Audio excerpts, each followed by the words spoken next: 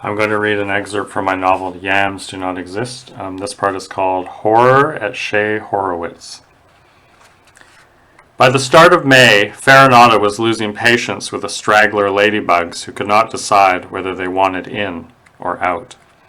He was terrified of the karmic consequences, lest one of them set out across the Sahara of the hardwood floor and die of dehydration.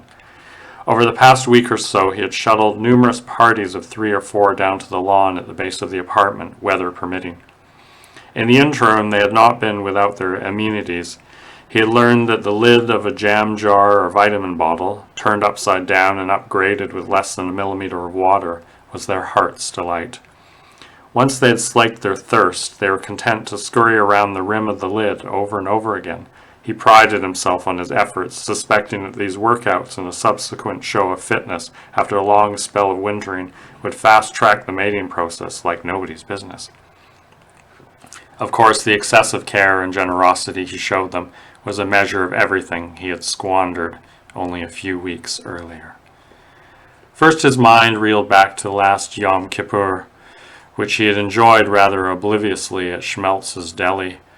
To be fair, the Mennonite University had thrown a curveball at his atonement by engaging him to give a reading from his various tomes.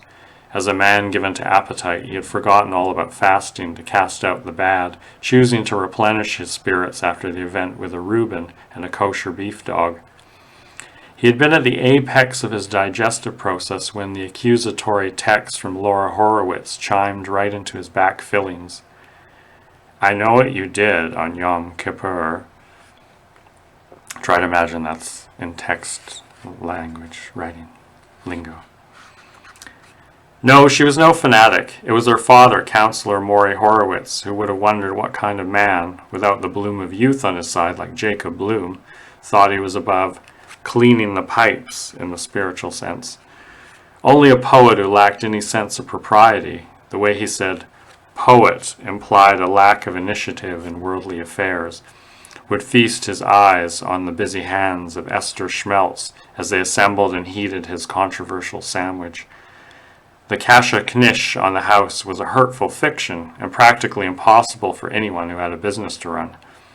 Farinata could rend his heart in sackcloth until the cows came home, but only when his famous stomach was appeased. Even so, Laura knew what her father was getting at.